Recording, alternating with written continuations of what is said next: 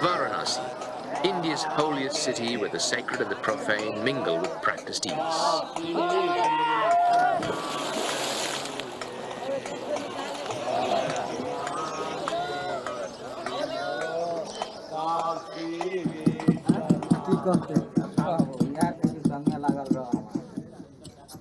This sacred city is also the center of India's carpet belt, an industry that's more than 1,000 years old. It's worth close to $200 million in exports. But it's an industry that for centuries has been built on exploitation, not only of its peasant workers, but of children as well.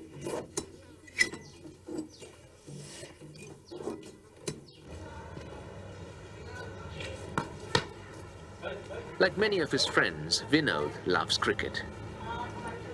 But for the past 4 years, he has had no time to play. When he was only 6 years old, Vinod was sold to a landlord to work on his carpet looms. Sir वो इधर का master था ना जिसको कालीन है वो बोला चलो हमारे यहाँ काम करो और हम पैसे देंगे तो वही बोले ठीक है चलिए हम काम करेंगे तो वही आ गए सर जैसे बोला महीने पर 100 रुपये देंगे और दिया क्या जन कुछ नहीं दिया sir Vinod's case is extreme. He was a bonded laborer, forced to work until his parents' debts were paid off. Usually these debts last a lifetime. Vinod and his friends are the lucky few. Thanks to the pressure and aid from the West, they've been rescued from their life on the looms. They live in a hostel with full board and schooling, and they can dream of a different future. तो उसके बाद क्या हो जाएंगे आप उसका कुछ future के लिए कुछ जी सर सोच रहे हैं जी क्या सोच रहे हैं सोचे पढ़ लिख रहे हैं अभी कुछ बड़े अफसर बन जाए तो सही है However, most children working in India's carpet industry are not bonded labor like Vinod. Okay, Pintu, अभी क्या कर रहे हैं? ठोक रहे? ये काम आप कब शुरू किया? जब भराए थे तभी. नहीं, उसको पहले. Every day, 11-year-old Pintu joins his best friend Ramesh on his father's loom, and every day he breaks the law. In India, you must be 15 to work the looms. But Pintu's family need every rupee they can earn. They are not alone. It's estimated there are some 300,000 children like Pintu and Ramesh working like this. एक आदमी labour करे तो 50 रुपया रोज ले इसमें बहुत ज़्यादा बड़ी मेहनत करे तो 20-25 रुपया रोज पड़ जाते ज़्यादा नहीं पड़ते ये गलीचा में जहाँ से आता सब पैसा इमा ले रहा है एकदम आखिर में आके ये सब कारीगरन के हम लोगों को मिला था एकदम आखिर छिल्ले पर. This is where a majority of India's carpets are made, in mud huts such as this. It's a cottage industry that's 2,000 years old and revolves around families in which someone from 6 years to 60 years old is actually involved in the making of a carpet. But now there is growing pressure from the West to ban the sale of carpets containing child labor. But will such an abolitionist approach work to eliminate child labor from an industry it has dominated for so long? Or are there other ways in which to tackle the exploitation of children in the making of a carpet?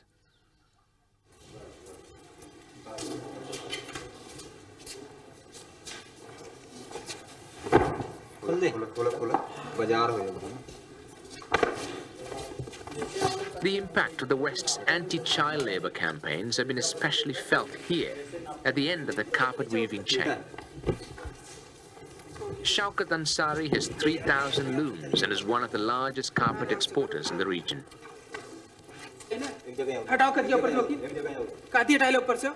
He and his colleagues are under great pressure from buyers in the West to prove that no children work on their carpets. 542.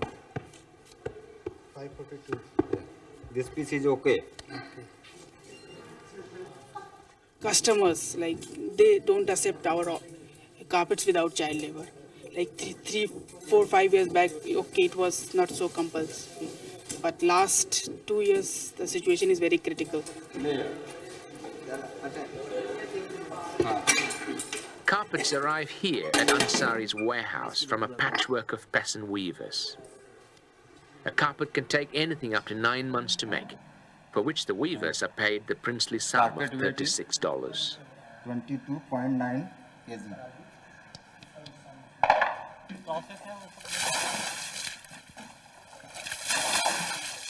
Once the carpet arrives at the warehouse, it's cleaned and graded, and then exported to the West, where dealers like Ansari will make up to 50 times its Indian value. To satisfy his customers in this lucrative market, that his carpets are free from the sweat of children, Ansari and 200 other carpet exporters have joined a scheme called Rugmark. See, basically, Rugmark is important in the sense, like, first of all, it's good that child labor is totally out. All these other producers who are not using Rugmark, do they use child labor? Yeah, because practically, like, if they have not joined Rugmark, because there is not so much strict inspection, they're not inspecting. So there is possibility that they go on with the child labor. But working out who deserves the Rugmark label is a tricky business. It's a decision that needs to balance the good of stamping out child labor without destroying India's carpet industry. To say that child labor should be removed from the country is not possible. So what we try and do is the best that we possibly can to remove as many children as we can from the trade, train them, give them alternatives, and yet see that the trade is not harmed. There's no point putting an end to rug making or carpet making. Good morning ये आज का programme है राशिद राजा ये आपका programme है The success of the Rugmark scheme depends on a team of inspectors. Every morning they fan out into the countryside with a list of looms licensed by Rugmark.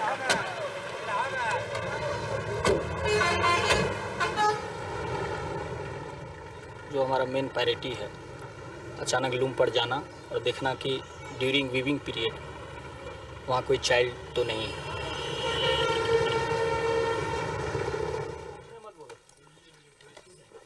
जो जहाँ बिन रहा वहीं पर बोल रहा. Today, Sanjeev Mishra and Santosh Nair are making a surprise visit to the village of Misipur.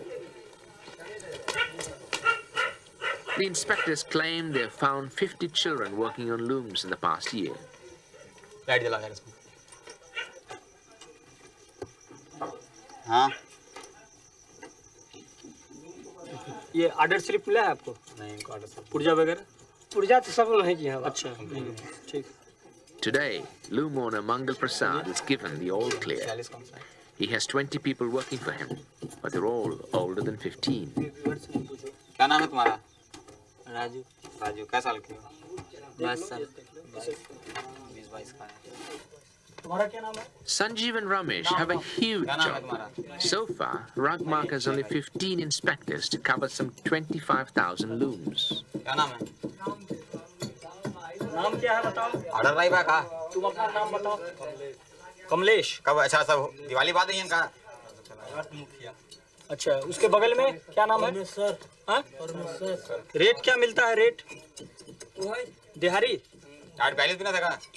They also face constant attempts at bribery. तो आपको फिर कुछ नहीं होगा. लेकिन वो लोग ये समझते हैं कि ये लोग सरकारी ही हैं और अगर नाम पता नोट कर लिया तो ये केस कर देंगे, उससे हमको तबाही होगी. इसीलिए वो लोग अलग से बोलते हैं कि कुछ ले दे कर करके आप समझौता कर लीजिए. इस तरह का बात वहाँ भी आया था. The system is by no means foolproof. Most areas across India's carpet belt are inaccessible by car. बिनकार कहाँ गया है बिनने वाला गान पूरी इधर एक जने को गालन मेहमानी और एक आदमी दोनों गालन दोनों जने बताई है तुमने आप ये लो मेहमानी से आ जाए By the time the inspectors get to the village, there's been plenty of time to hide any children working on the looms. Critics also claim that Rugmark provides very few alternatives for the children they rescue from the looms. Many end up working for someone else. There are instances that the children withdrawn from the loom registered under the Rugmarks has shifted to other carpet looms which are not registered under the Rugmark. So in this situation, the servitude condition of the children remains the same. There is no change at all.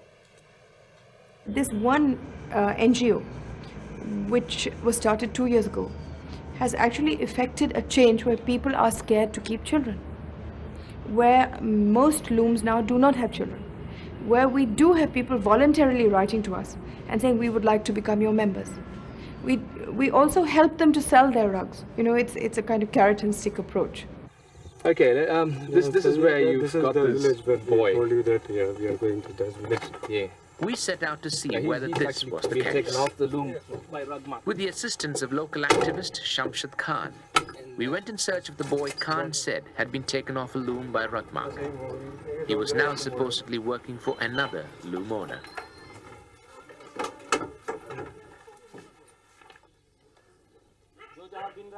In the village of Jaipur, no one was willing to be interviewed for fear of losing their job. The villagers know that employing children is illegal, but they're desperate for any extra income they can get. We finally found Pago, who had spent 10 days in Rugmark shelter before coming here. अच्छा क्यों निकल गए उधर से खाना पीना तकलीफ मिलत रहा और आपके साथ कितने लड़की है उधर अरे लड़का रहे ना 19 लड़का रहे तो एक तो दूध न रहा तो वही भगा वहां से I think every single thing has a flaw in it, and there are always enough people to point out the flaws. You missed a child here. You missed a loom here. That child was not available. That child hid in the field when you came. That person told you lies. Yes, we have to contend with all these things. But there are those who believe the Rugmark approach is the wrong way. Robin Garland is the driving force behind Project Mala School, an innovative program aimed at solving child labor in a different way. Garland used to be the chief executive of a multi-million-dollar company in the United Kingdom. At its height, it was the largest oriental carpet wholesaler in the world.